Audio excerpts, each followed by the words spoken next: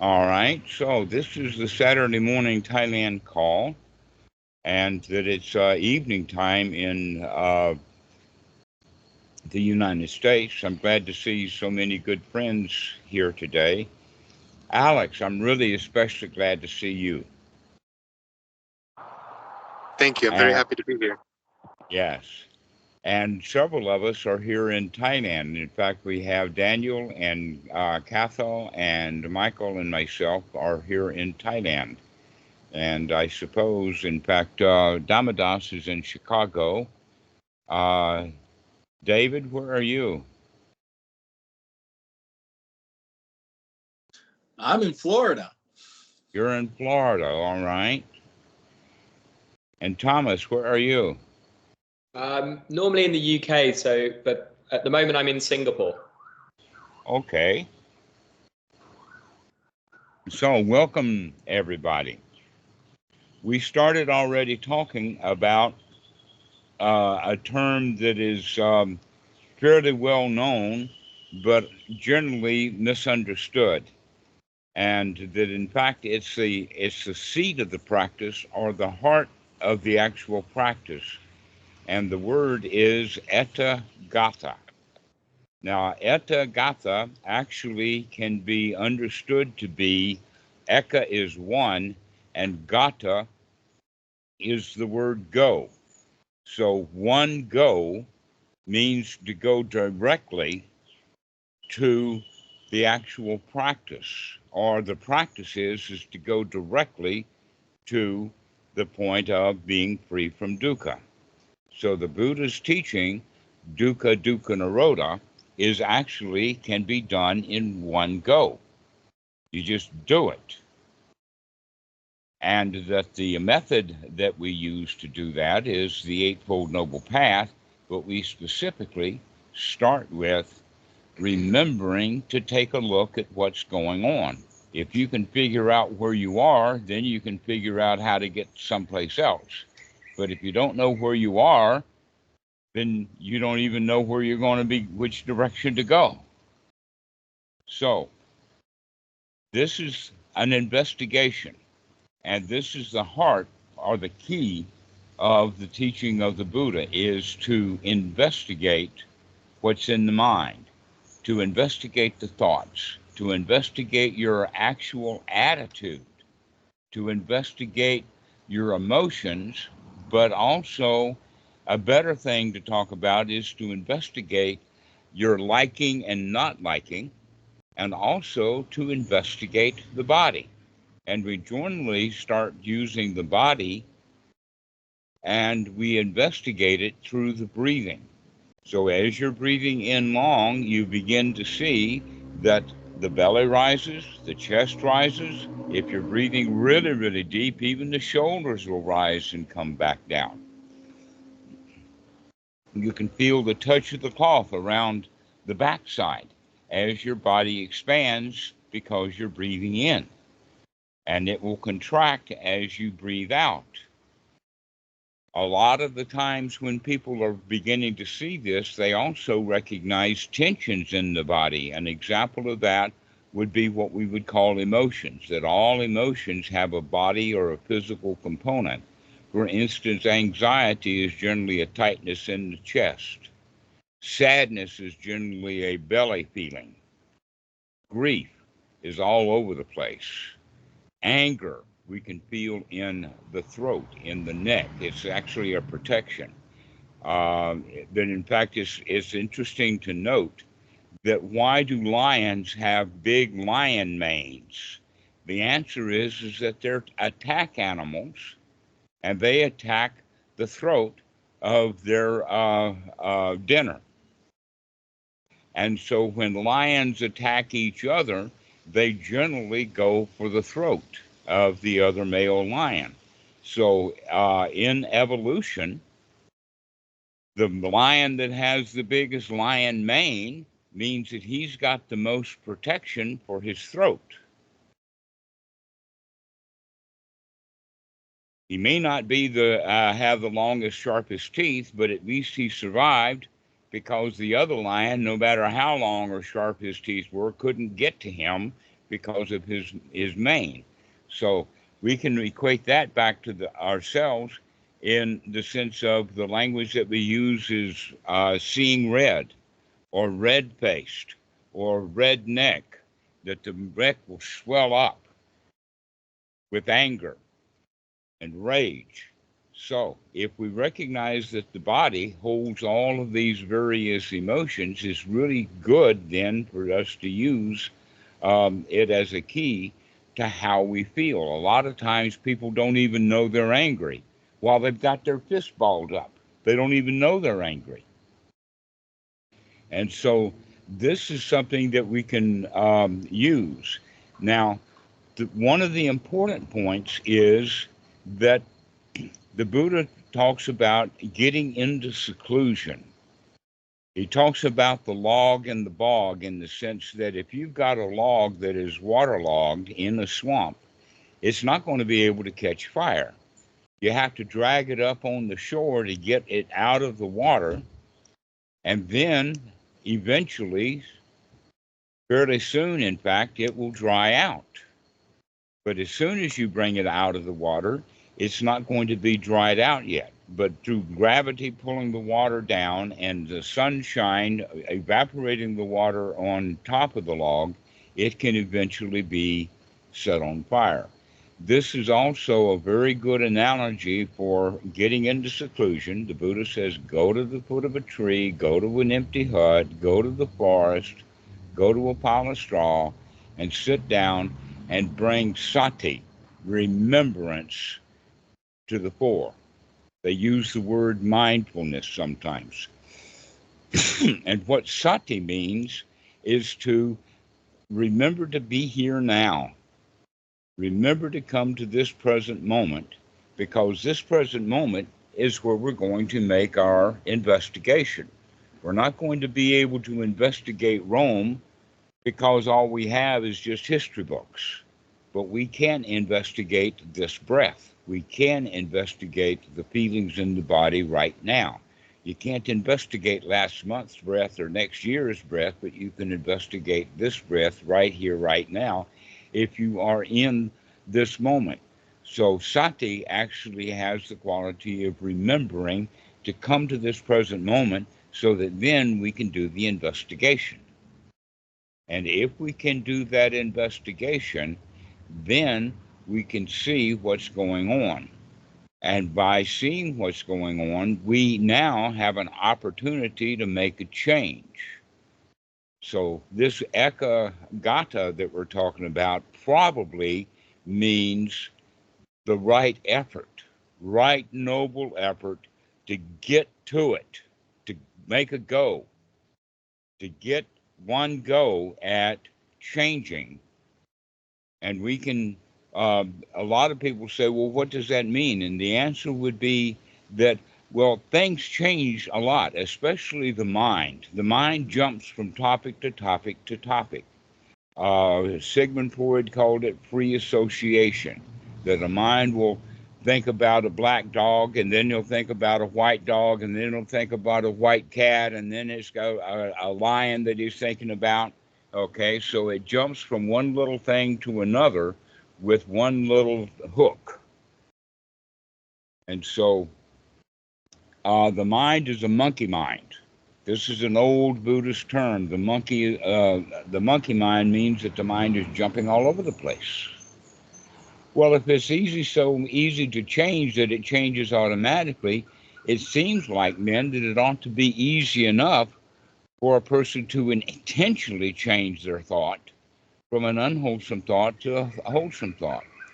A way of kind of thinking then is that instead of letting the monkey mind jump all over from tree to tree, is to keep the monkey in one tree, to kind of isolate the monkey into one tree to where there's only one tree that the monkey can get to, because you move that tree, if we think about it in the analogy, you move that tree out of the jungle where all of the other trees are, so that the monkey is going to stay in just one tree. It's still going to jump around. Now, here's an important point about the monkey mind, is the reason why the monkey mind jumps from one thought to another thought is that wherever it lands, it's still not satisfied. Now, this word satisfaction is an important word because the whole quality of the teaching of the Buddha, dukkha, dukkha nirodha, is that dukkha means that we're dissatisfied. And so actually, if we can practice being satisfied and come to a state of satisfaction, then that's all the Buddha teaches. That's just one thing to do, one go. Atka gata, come out of being dissatisfied into being satisfied. That's all there is to it. And yet our culture teaches us that when you are dissatisfied, when you want something, you got to go buy something. You've got to go someplace. You've got to work hard. And so this would be going from A to B rather than going from A to C. So going to B means looking for love in all the wrong places. And one go would be to stop looking for love. You're already okay. You don't need anybody to love you. You don't even need to love yourself. You're already okay without love. Okay, Daniel, you got your hand up. Go ahead. When you apply and sustain the mind, isn't that already what you're doing? Like, aren't you already in one go going to the wholesome? So why is there then that extra factor of ikagata? Well, it's not. It's just another way of explaining it. It's the same thing. Applying the mind to the wholesome is the one go. And then keeping it there, that's also the one go. Come home and stay home. Because they are listed as separate factors for the first jhana. Pardon? They are listed as separate factors, I guess, for the first jhana. Oh, all right. Well, let's go through those factors to see that they're all related to this one go. The first thing that we have to do is to have the mind free from the hindrances. Now, let's define what a hindrance is. A hindrance is any kind of thought or feeling or a situation, an attitude, a body posture that is hindering you from feeling really good. And that there are normally 5. One would be restlessness and worry. Another one would be doubt. I find that doubt is, in fact, the one that's the most common, in the sense that I'll tell a student how to practice, and they'll ask a question, and I'll tell them the answer, and then they'll ask another question, and I'll tell them the answer, and then they'll ask another question, and they keep asking questions because they're still full of doubt right then and there in our conversation, as opposed to following the instructions right then and there, and that is to drop these hindrances, drop this doubt, and practice. That in fact the instructions are easy enough if we're going to do it in one go. And so dropping the doubt and saying, all right, I'm going to practice. I'm going to make the change of coming out of the doubt into the state of no doubt. So that would be the one go. The next point then is to apply the mind to the wholesome. Well, isn't that the same thing? To apply the mind means now that to apply it to the wholesome means that you're not being in hindrances. And then sustain the mind, meaning don't go back into the hindrances, just stay in the state of pleasantness. All right. Now, as we do that, it brings us into a state of sukha. So let's define what sukha means. Sukha actually means to being satisfied. And it's got several components to it. If you are afraid, if you've got fear, you're not going to be satisfied. You're going to be trying to get away from the danger. So if you can get yourself secluded so that you're not in any real physical danger, then the only danger left is the residue of the habits that we have of feeling like we're in danger. So coming out of danger by telling ourselves wholesome thoughts, like, oh, there's no place to go, there's nothing to do, everything is okay. So we can bring ourselves out of the feeling of danger, and also having thoughts of things being dangerous, that's a hindrance. You don't like the dangers. That's one of the hindrances. And so as we come out of the hindrances, we can, in fact, then come out of the feeling of fear by having right, wholesome thoughts, because almost always fear arises when we're thinking of something dangerous, which is a hindrance. So come out of the hindrances, have good, wholesome thoughts, and then we can come to a state of feeling safe and secure and comfortable. And with that, we can feel satisfied. Voila! This is the entire teaching of the Buddha right there, is to come out of the hindered mind. By getting ourselves into seclusion, we're getting away from all the other people's unhappiness and dissatisfactions and hindrances.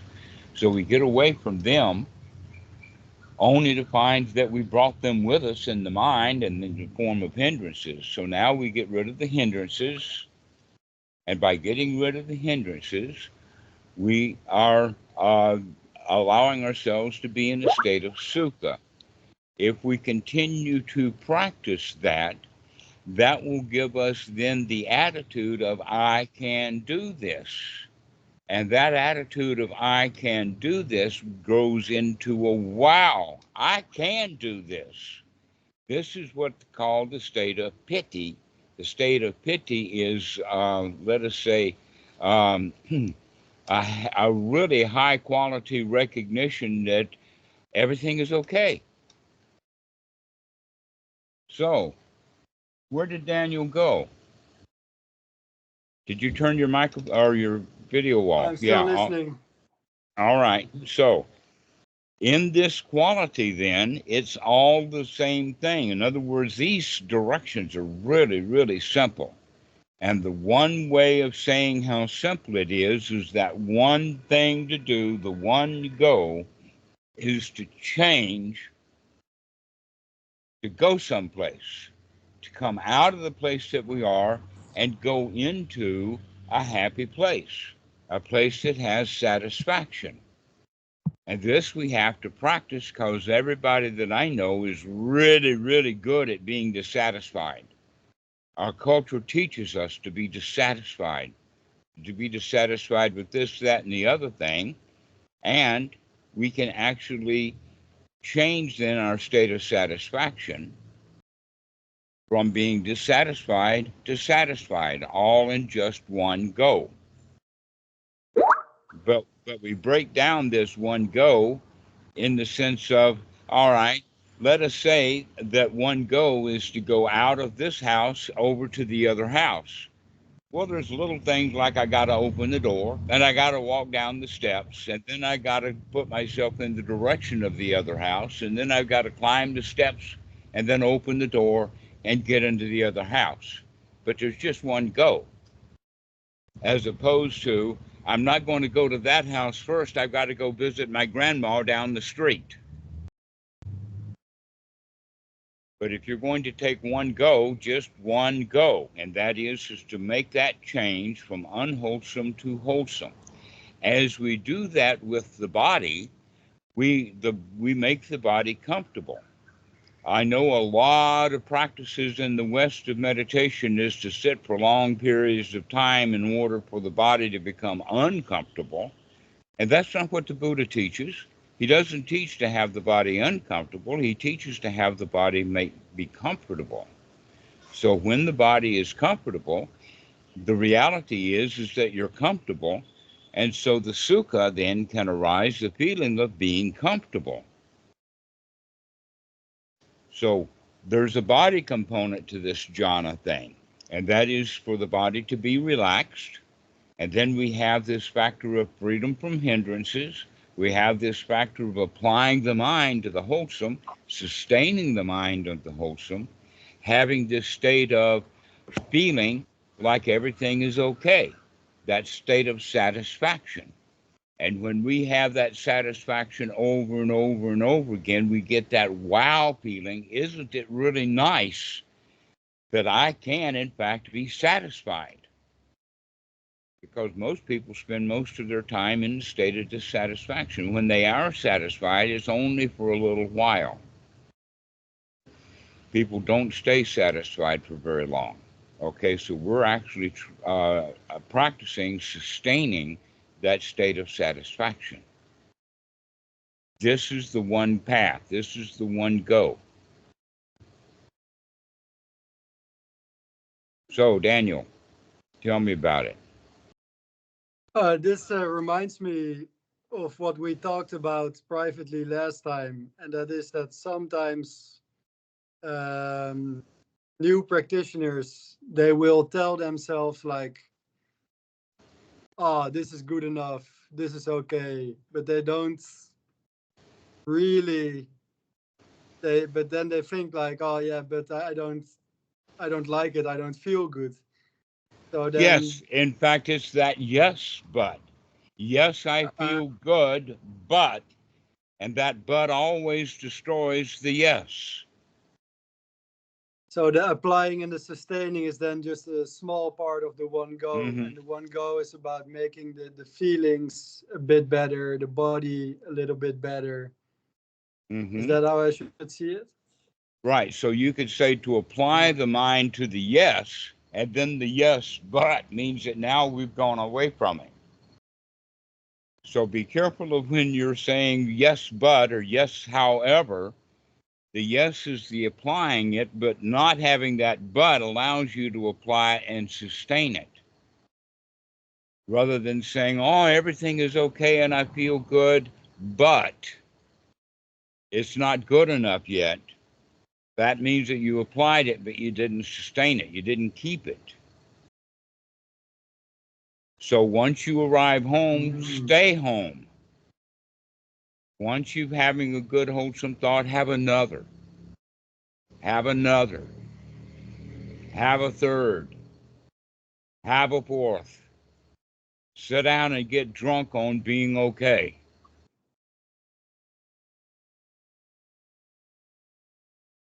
So it's the attitude change and the energy that you put into it. Yes, exactly. There is an energy buildup that you get a momentum going. In the beginning, the right noble effort's a little bit hard, but if you keep pushing and keep pushing and keep pushing, pretty soon you can get on a roll. But then if you stop applying that right noble effort, then things are going to slow down and stop again. So you have to keep going. You have to keep pushing and keep pushing and keep pushing and keep putting the right effort in. But that's all the one go, is just to push yourself out of unwholesome into the state of wholesome. So, David, you got your hand up. Yes. Thank you. You nailed it. This was exactly what my issue was. This is exactly why I asked you, and you've answered it. I was landing in the situation where it was yes, but not really good enough. And I was living in the unwholesome, which then shot my wholesome experience to smithereens. And I did that. So this is perfectly answered exactly where my trouble was. Thank you. All right. So, Thomas, you got your hand up. Yeah. Before I joined this Sangha, I would interpret practicing in an kind of, let's call it an intensive way, would be meditation, right? Like sitting for long periods. Now, I know that you don't suggest that. So what does it look like to, like, is it still appropriate to set aside time in your day to, you know, outside of trying to remember to be mindful at you know, throughout your working day or whatever, do you recommend setting aside time to just Yes. sit in seclusion? And what does that look like? Does that mean making yourself a cup of tea, but just making sure you don't go on YouTube? Like, what does it mean to sit in seclusion? All right. Actually, it means you don't even need the tea. Just sit. Not for long periods of time, but for just a short time. I would recommend 10 minutes a day or 10 minutes at a session for 6 times a day. That in fact, devout Muslims, it takes about 15 minutes to do their prayers. To roll the rug out and do the bowing, and then they bow, and then they stand, and then they bow and lay down and prostrate and stand up again. And it takes about 15 minutes to go through that. And as you probably know in Islam, that they do it 5 times a day. Now, one of the things that I have heard many, many times over and over again is that those cultures that do that and require the people to do that, they gain great benefit from doing it. Wow, I can take a few times off. I don't have to think about that piece of code that I'm writing. I don't have to think about that website design. I can just sit here or stand here or kneel here and go through this little ritual. And by doing that, we're getting our mind out of the world. Okay, this actually, that prostrations that the Muslims could do could be a whole lot better if they were doing what we're talking about while they do it. But for some reason, doing the prostrations so God sees you doing those prostrations, or what they really are thinking is important. And really, what's really important is to get their mind away from all of the stuff that we're doing all day, all of the B's that we were talking about, and go straight to everything is okay, everything is fine. So with that idea of 15 minutes 5 times a day, that's where I come up with 10 minutes for 6 times a day, but it's in that same regard of getting away from the desk, getting away from the tea, getting away from the TV, getting away from the cell phone, getting away from everything and getting that's associated with other people, and sit down and clean out the mind of all of those things. Those are all hindrances. So the tea is a hindrance. Now, when you become fairly good at this, yeah, you can sit and while you're making a tea, you can make it mindfully. But for the beginner, it's best to get away from everything so that you can get away from everything. So everything on the outside allows you then to get away from everything on the inside, and everything here is the hindrance. Everything that monkey mind is all over the place. And what we want to do is isolate the mind only into the wholesome and have only wholesome thoughts. So thoughts of everything is okay, not a worry in the world. Those are things that give us the idea that we can be safe right now, that we don't have to go do something. We don't have to make tea. We don't have to use the tea to make us feel good. We can just feel good. We can feel safe and secure and comfortable. And with safe and secure and comfortable, we can then go to that big leap into satisfaction. But if you're uncomfortable and unsafe, you can't make that big leap into satisfaction. And that state of satisfaction then, with its attendance of safe, secure, and comfortable, that brings us then to that Pali word sukha, which is exactly opposite of the dukkha. If you're satisfied, that means you're not dissatisfied, that you can be satisfied right now. Everything's okay right now. Everything is just fine right now. And we have to practice that, because look how much time you've spent your whole life being dissatisfied and needing to do something. Getting up, putting your pants on, putting your shoes on, putting your clothes on, going outside, putting the keys in the car, driving to who knows where, getting out, going into the office, Getting out and going into the field and picking cotton, it doesn't matter what it is, that's all done because we need to do that because we're unhappy and uncomfortable and things will be dangerous if we don't do it. And so we spend almost our entire lives in a state of discomfort, dissatisfaction. So now we've got to get away from all of that, to get away from the whole world, to get ourselves into seclusion so that we can practice being in seclusion, real seclusion, seclusion from all of the hindrances, all of the worries of the world. And we start talking to ourselves about everything's okay, everything is fine, no worries, everything is hunky-dory, even Dory is hunky, she's still okay. Everything is just fine, everything is beautiful, not a worry in the world. Everything's going to be okay. Wow, how nice things are. So, Sean, you got a question? Yeah. Sham. Yeah. It's Shamil. I just put it as that for like 2003. It's not important, but yeah. What makes us forget when we're just outside doing things that everything's okay?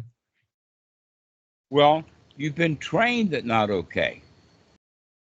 They picked you up off the floor when you were playing with your toys and they gave you a pen and pencil and paper and says, all right, do your ABCs, do your 1, 2, 3s, put your little school uniform on and go to school. You've got no choice about it. Pick up your toys, clean your room, do what you're told to do, hold mommy's hand. And so in that lifestyle that every child goes through, we learn to be dependent. We learn to be a victim. We are victims of school. We are victims of church. We are victims of the school uniform. We are victims of the studies. Why? Because we don't like it. We're trained to you do what you're told to do and don't like it.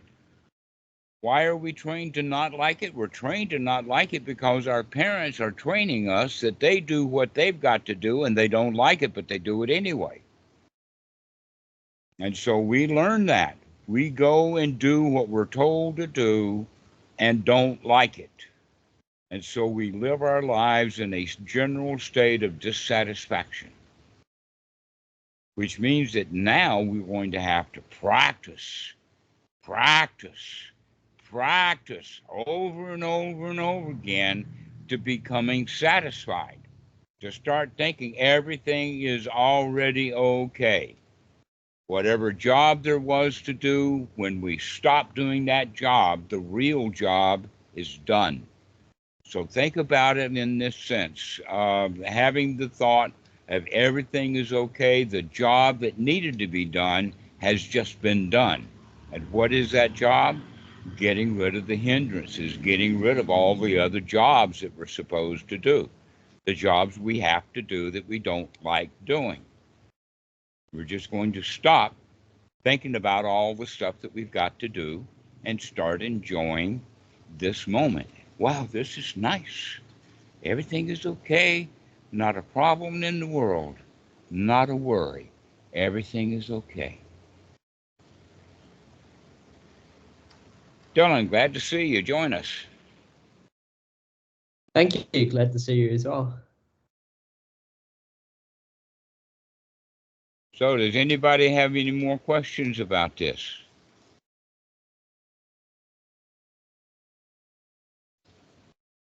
Kat, good to see you. Go ahead, Dylan.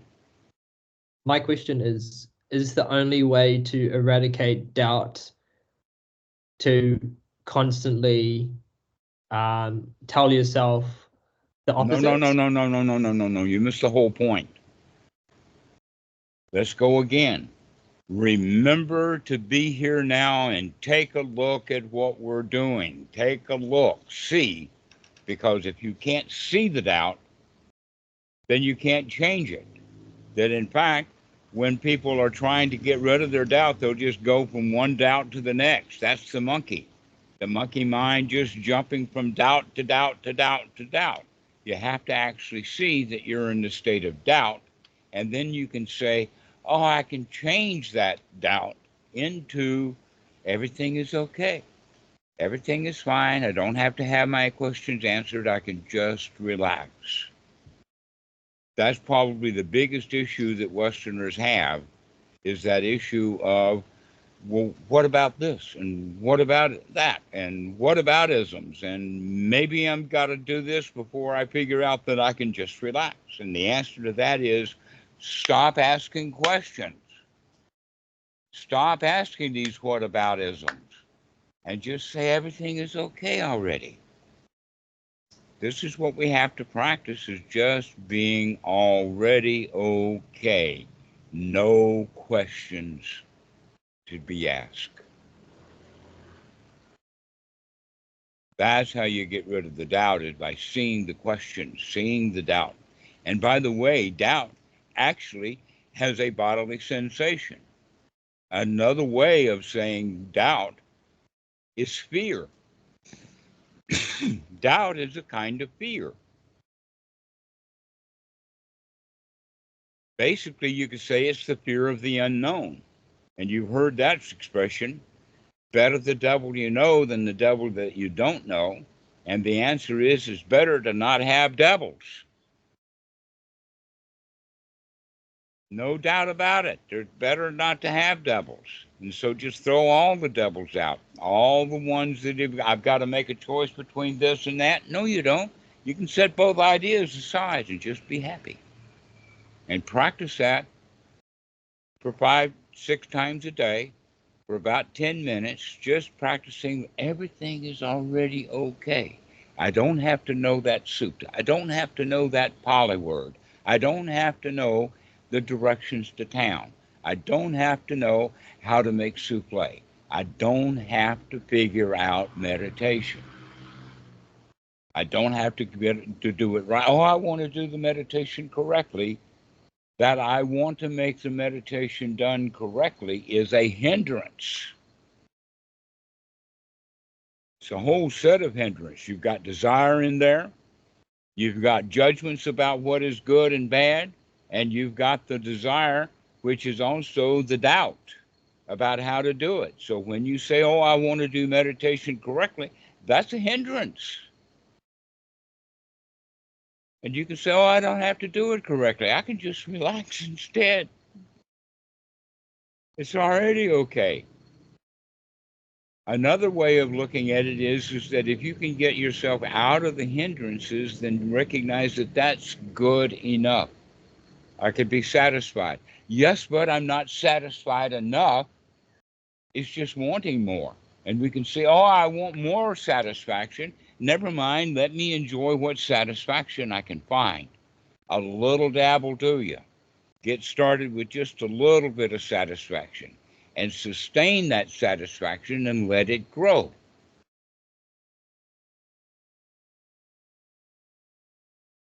Water it, nurture it, care for it, being satisfied. Everything is already okay. No doubt about it. No questions asked. I'm all right. I'm okay. Wow, what a relief it is. So stay with those things. Stay with those particular phrases. Keep repeating for 10 minutes in a row, 5 or 6 times a day. Wow, everything is okay. Wow, what a relief it is.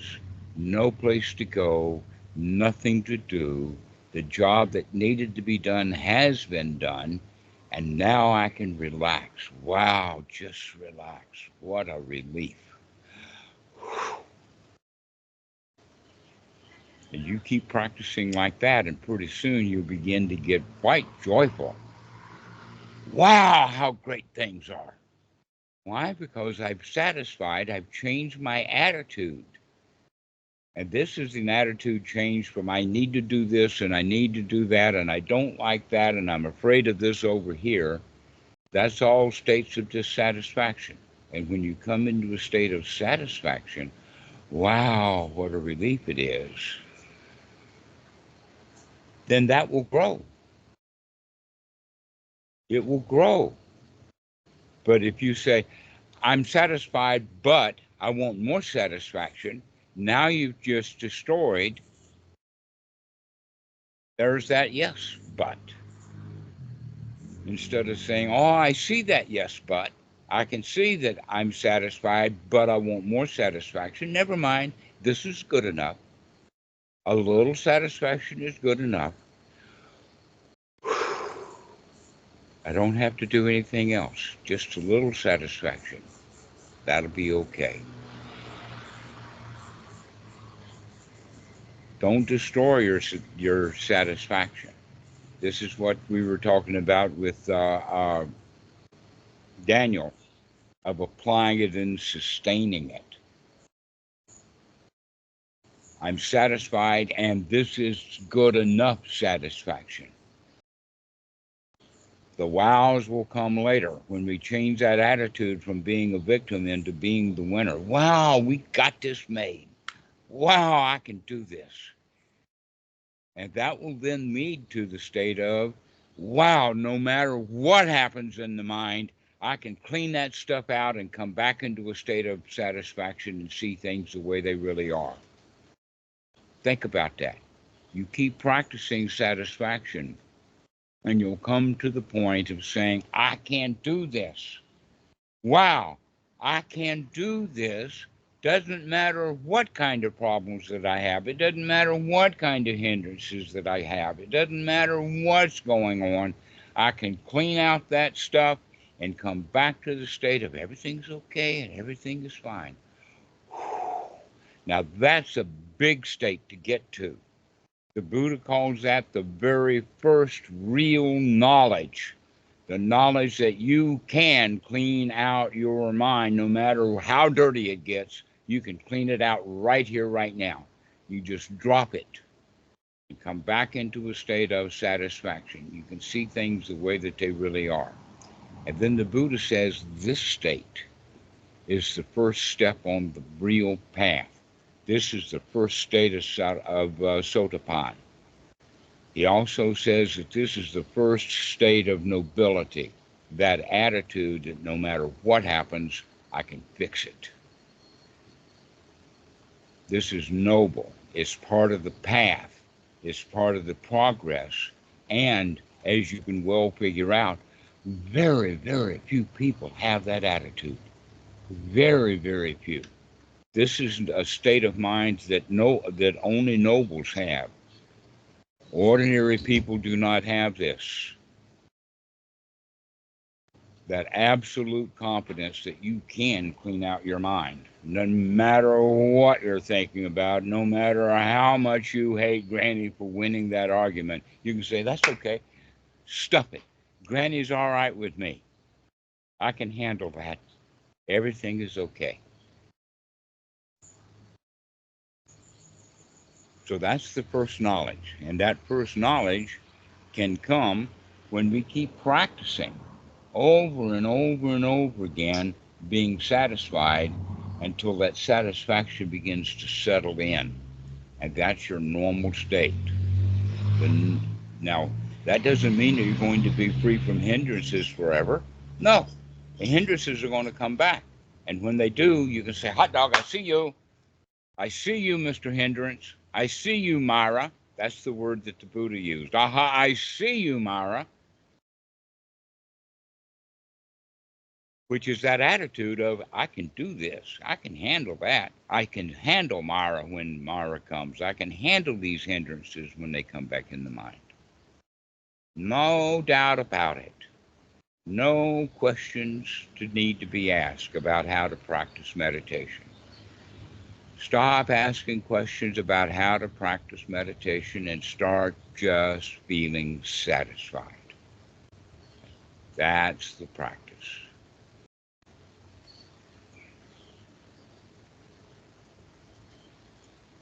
How about that, Daniel? It somehow feels a bit direct to me when you Yes, say it is direct, isn't it? That's the direct path. But yeah, for me, I still find value. Like I get a lot of inspiration from the suttas, and it's a nice way to structure time. Because Yes. so that's why that's why I study it. But sometimes I do get a little bit caught up in it. So it can be a wholesome activity, but sometimes it turns unwholesome. Remember to keep it Yeah. wholesome. Remember to Right. keep it wholesome. Okay. Let me give you this kind of a definition. The definition between doubt and curiosity is the component of joy. We can be joyfully curious and go find out something, but we're still in that state of pleasure. We're still in that state of satisfaction, and I can still do research. Doubt is different. Doubt is, I got to know. I can't do anything until I figure it out. It's a burning question. My mind is on fire, and I have to have the answer to it. That's doubt. But let me look that up. Let me go see what that is. Like the questions that we have on the internet. That's good. I would say that that's based in curiosity. And so follow that curiosity to the point of being satisfied. But you can be satisfied in a feeling of satisfied, like I don't know the answer, but I can figure it out. I can find that. But if you have the idea, I need to know that, that's dukkha. That's doubt. So know the difference between curiosity and doubt. One's wholesome and the other one is unwholesome.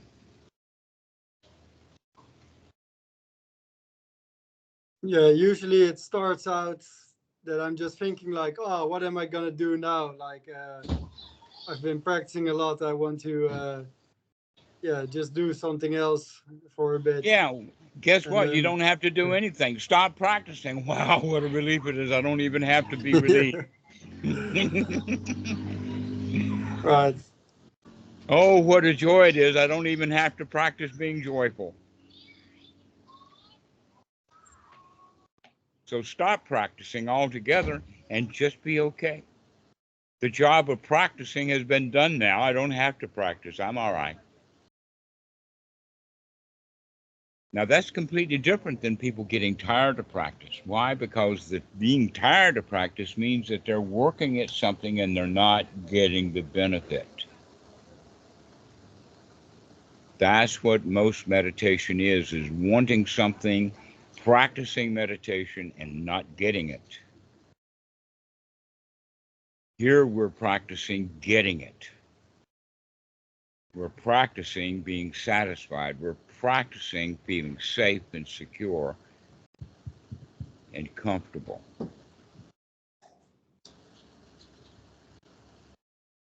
It can really refresh your mind though, to just do something like a sutta reading or go for a walk or stuff like that. Mm-hmm. Right. Just go for a walk and enjoy the walk. You enjoy thinking about going for a walk. You enjoy standing up and putting on your robes and enjoy walking out the door, down the steps, and enjoy walking.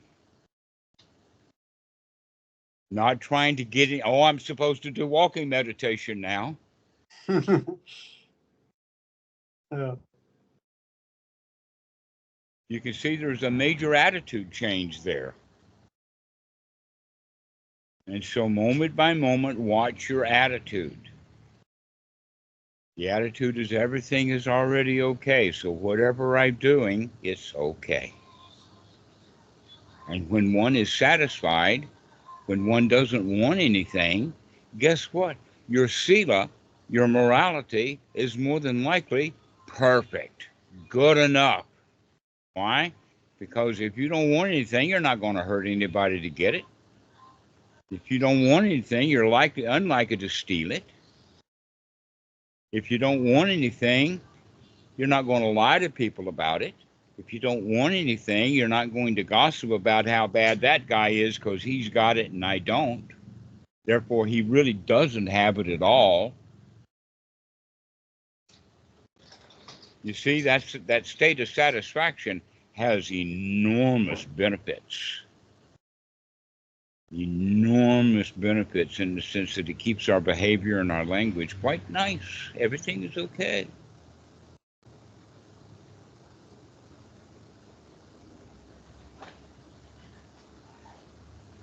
And whatever you see that needs to be done, you can do it happily.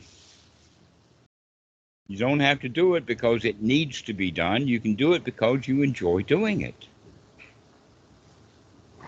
But that takes real practice.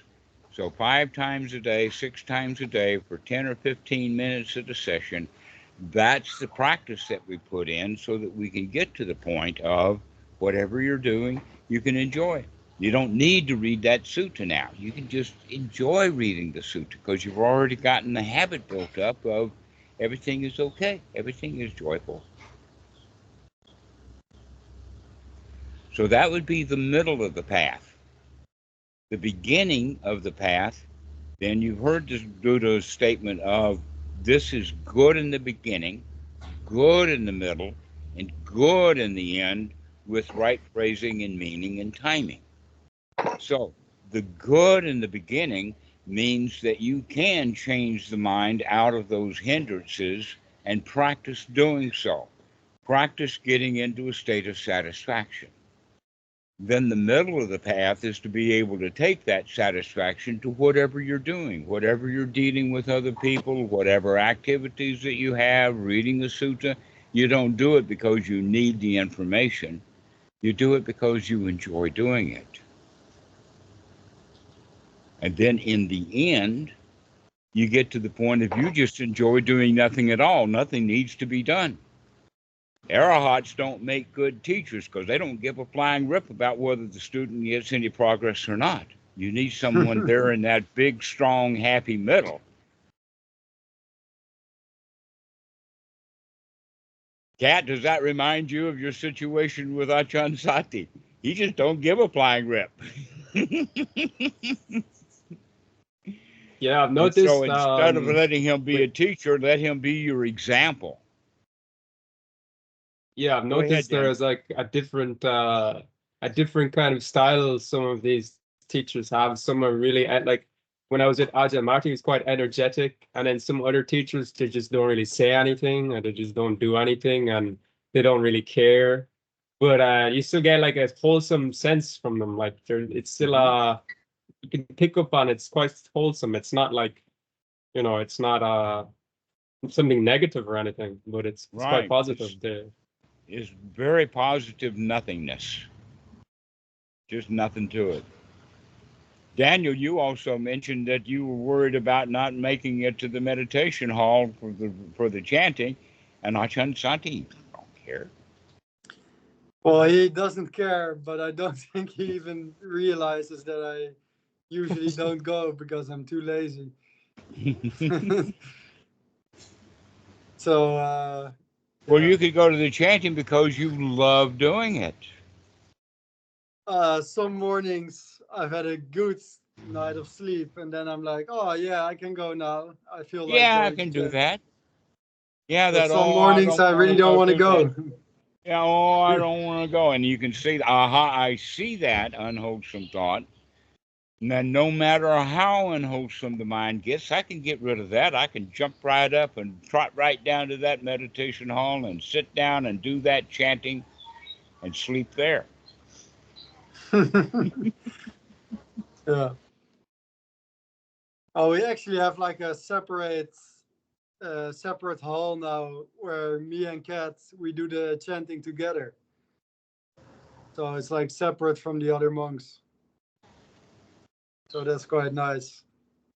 Yeah, but sometimes we still don't show up. Sometimes we just we won't show up because we're just too, we're just like, not today, Yeah. I feel like the nature of these things are quite deceptive sometimes, like how these defilements come up are just sometimes quite surprising. And then I really understand this is a training, like this is a training to just keep grinding against, like with these things, against these things, whatever, to deal with them correctly, like every time they come up over and over. But you're making a grind out of it instead of, I see that. I know the wording. I know the wording I use can be sometimes like that. I know it's like just the same thing every single time, but it's the way they come up in each given time. It seems they're like to be almost like they're a little like deceptive, or they're almost like cunning the way they kind of want to hinder you again and again and again in different ways, but it's the same thing every single time. It just seems to be different. Yeah, just those old habits, and they sneak right in, don't they? Yeah. I see the quality of the sati is the main objective, really. And Right. You keep practicing. I'm going to catch you next time is the attitude. I'm going to catch you next time. I can do this. You're not going to sneak up on me this time. I'm going to be alert. And that's the attitude, the winner's attitude. The loser's attitude is, oh no, here it comes again.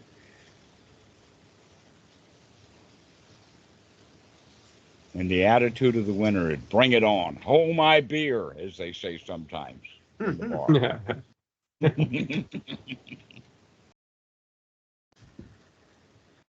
They talk about in some guy joined our chat yesterday. He was talking about the 16 stages of insight and how they reach equanimity, something like that. And yeah, but there's no reason to go through the dark night of the soul. Oh yeah, the direct path. You see, you can Yes. see, in fact, that's looking at dissolution and dissolution until you feel bad and this frightful and this miserable and all of that kind of stuff. You don't need to do any of that stuff. That 16 stages of insight is actually practicing wrongly for quite a while. And then you look at step 11, and that is you redouble your effort. Yeah. And then step 12 is the Four Noble Truths. Well, why don't we just start with the Four Noble Truths and right noble effort? And now we've just, you cut out 3/4 of that 16 stages. We only need 4.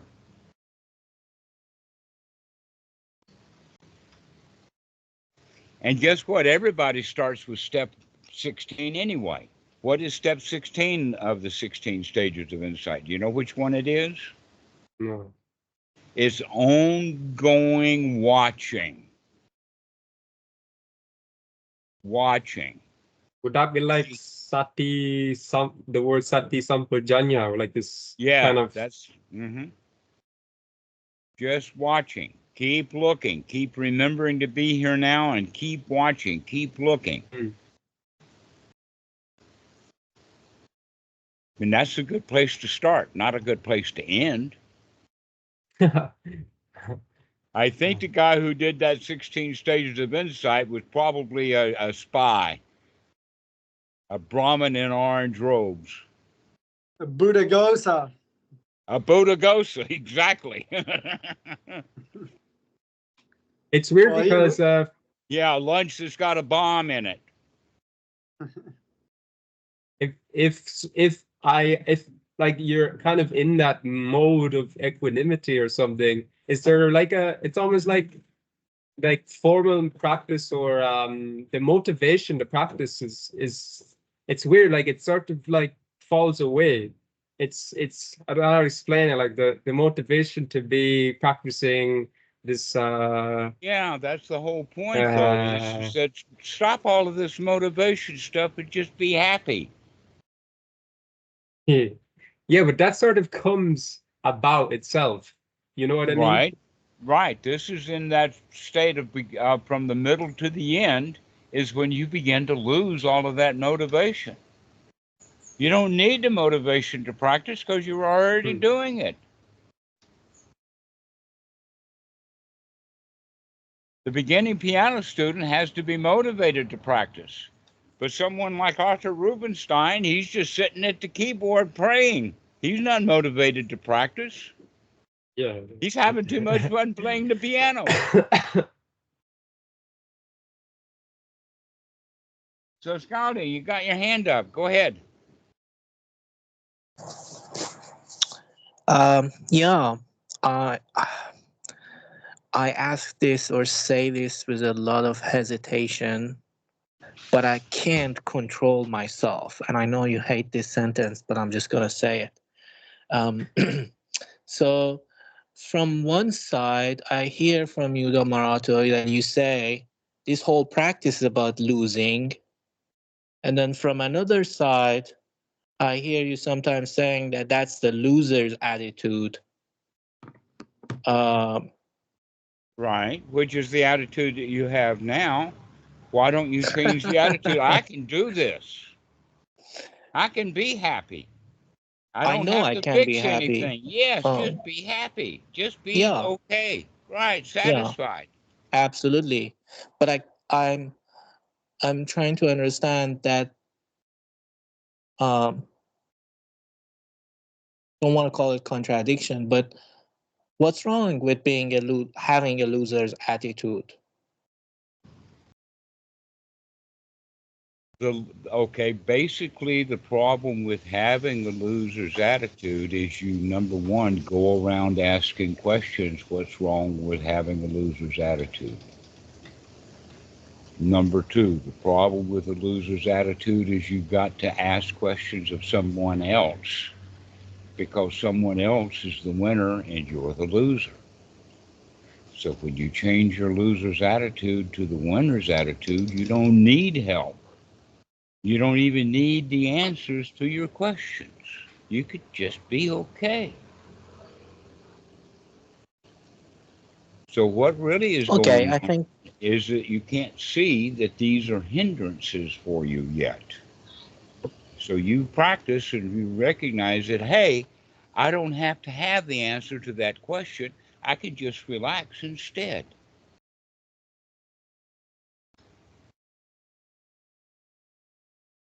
I don't have to be a loser with asking questions about, is it okay to be a loser? Hot dog, I see that I have these questions.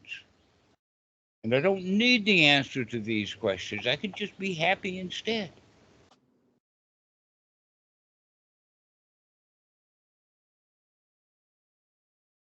You can figure this out. Not because you're in doubt. You can figure it out because you recognize you don't have to figure out. The figuring out is to figure out you don't have to figure it out. I know that sounds strange. It's almost a catch-22. But that's the one thing that has to be figured out is that you don't have to figure things out. You can just be okay.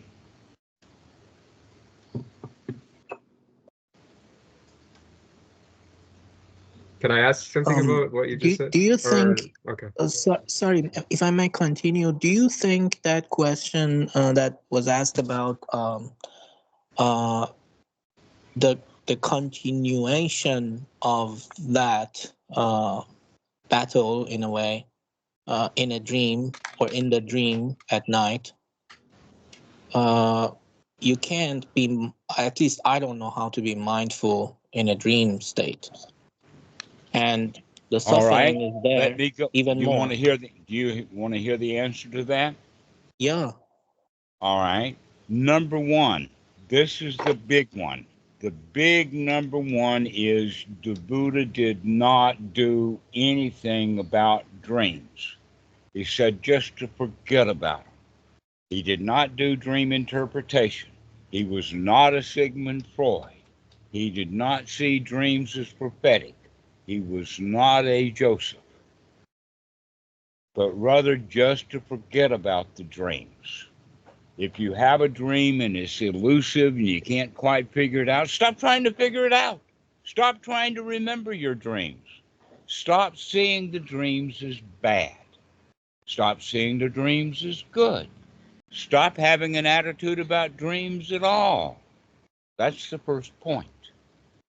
They're not prophetic. They're not going to help you figure anything out. It's when the mind is just wandering around. In fact, the mind is restless when it's in that dream state. And sometimes you have dreams and sometimes you don't. For a long time, I went not having any dreams. Very rarely do I have a dream. Sometimes they're really weird dreams, weird in the sense of where did it come from? But the point is that I don't have to worry about the dream at all. So that's the first thing. The second thing is, let's get prepared for sleep properly. Now, the way to look at it is going back to these 5 or 6 times a day for 10 to 15 minutes at a session. One of those sessions can be as you climb in bed at night, you're getting ready for bed, or in fact, you're already in bed and getting prepared for sleep. What do? We start practicing. Everything is all right. I don't have to go to sleep. I can just lay here for the next 8 hours and just enjoy the heck out of it. Wow, this is nice. I can just get under those covers and just feel so comfortable, and everything is okay and everything is fine. And that's the way to fall into sleep. And if you don't, and you find out that you're actually thinking about what you're going to do tomorrow, you can say, never mind. I can come out of those plans and just come back. That in fact, almost always a dream is a continuation of whatever worries we had during the day. And so if you don't have any worries in the day, you're probably not going to be doing much dreaming. The dreams are trying to figure out that which you were trying to figure out in the day and couldn't figure it out. So if you go to sleep with the idea, I don't have anything to figure out, everything is already done, tomorrow will take care of itself, we'll have fun tomorrow, and it'll be okay. And right now I can drift off into sleep easily. And then the dreams won't be much of anything. Or they might be quite lucid. So what? Doesn't matter. It's just the state of mind you're in. And often when people wake up in the morning, they wake up being bothered by their dreams or bothered by what they've got to do in the day. So another time to spend one of those 6 is in the morning, just when you wake up. Just as you wake up, you can wake up having the thought of, wow, this is a nice day. Wow, everything is going to go my way. Wow, everything is going to be all right. I can lay here and rest and get my day together by getting my mind together. And my mind is okay, and I'm okay. Everything is all right. And so practicing twice a day, once when we're going to sleep at night, and the next one is when we wake up in the morning. And when you wake up in the morning and said, I had a dream, you said, never mind about that dream. Forget about the dream. Let's just be here in this moment. Okay? So, no reason to think about dreams. No reason to worry about the dreams. No reason to have dreams, and there's no reason to want to not have dreams. Let the dreams become completely irrelevant, whether they come or go. Not a worry. Is that a good enough answer for you? I would say for now, yes. But I Yes, might brother. have to ask more details later on. No more details necessary. Just they're not important. Whether it's a flying dream or a sexual dream or a dream about a big building or a dream about staircases or a dream about monkeys in a tree, whatever the dream, just forget about it. It's not important. No, I agree with what you're saying, but now that you're continuing, allow me to elaborate even further and say that I agree with you. Yes, they're not important. But what, again, going back to the basics, what's the whole point of what we're doing is to reduce dissatisfaction, right? Mm-hmm. And I kind of call it suffering still, but it's suffering in the mind, not suffering outside the mind. So when, and this comes actually from experience, it's not just some hypothetical question at all. I've been doing what you suggested to do, and it enhances, enhancing is not the right word, but it increases the pain I feel right after I wake up. I'm not trying to interpret it. I'm not trying to be supernatural about it in any way. or even expect it or anything, the more I try in the day, and in fact it works during the daylight, it does work, but then during night, when I'm dreaming, my dreams become extremely painful. And Well, you're calling them painful. You're calling them painful. That's yeah, I'm what calling makes them them because painful. they are. I don't have any other way. I mean, what do you mean? I mean, they're painful to me, hence I'm calling them painful. You're calling them painful because you don't like them. And yet none of those dreams have ever hurt you beyond you not liking them.